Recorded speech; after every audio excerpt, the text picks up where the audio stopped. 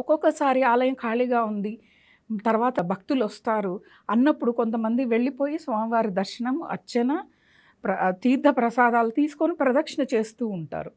అయితే ఇక్కడ అలా చేయవచ్చా అని చాలామందికి మళ్ళా ఇంకో సందేహం వస్తుందనమాట. అప్పుడు చెప్పలేము. ఎందుకంటే ఇప్పుడు భక్తుల తాకిడి ప్రతి చోట ఎక్కువైపోయింది కాబట్టి ముందు ఖాళీగా ఉన్నాడు స్వామిని కాసేపు చూసుకోవచ్చు. అన్నీ అయిపోయిన తర్వాత ఆఖరిన ప్రదక్షిణ చేసి కాసేపు విశ్రాంతి తీసుకొని వెళ్దాము అని చెప్పి అనుకుంటూ ఉంటారు. అలా అంటే ఇక్కడ సందర్భాన్ని బట్టి మనం వెళ్ళిపోవాలి.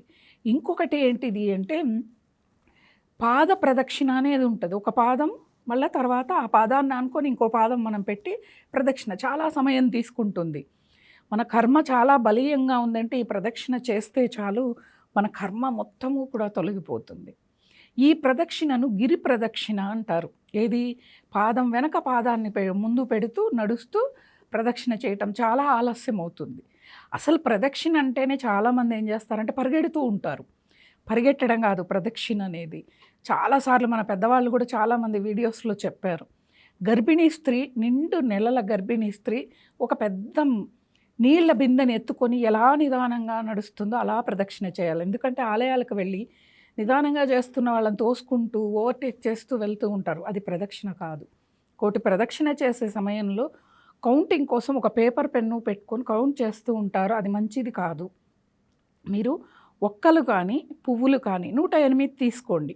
అక్కడ ఒక పాత్రను పెట్టండి. మీరు ప్రదక్షిణ చేసి వచ్చి పెట్టడానికి మీ చేతిలో మిగతా ఎన్ని పెట్టుకోండి. ఒక ప్రదక్షిణ అయిపోయింది, అక్కడ ఉన్న పాత్రలో ఒక ఒక్క కానీ ఒక పువ్వు కానీ ఏదో ఒకటి అవి చేసి అవి అక్కడ స్వామివారికి సమర్పించి వెళ్ళిపోవచ్చు మనం.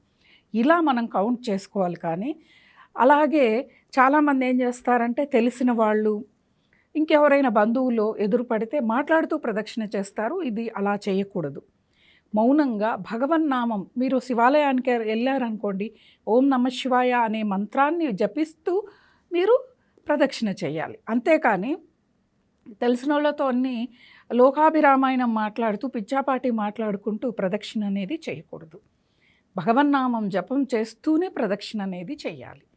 అలా చేస్తే ఆ ప్రదక్షిణకి మనం చేసిన ప్రదక్షిణకి ప్రతిఫలం అనేది లభిస్తుంది. అంతేకాని మేము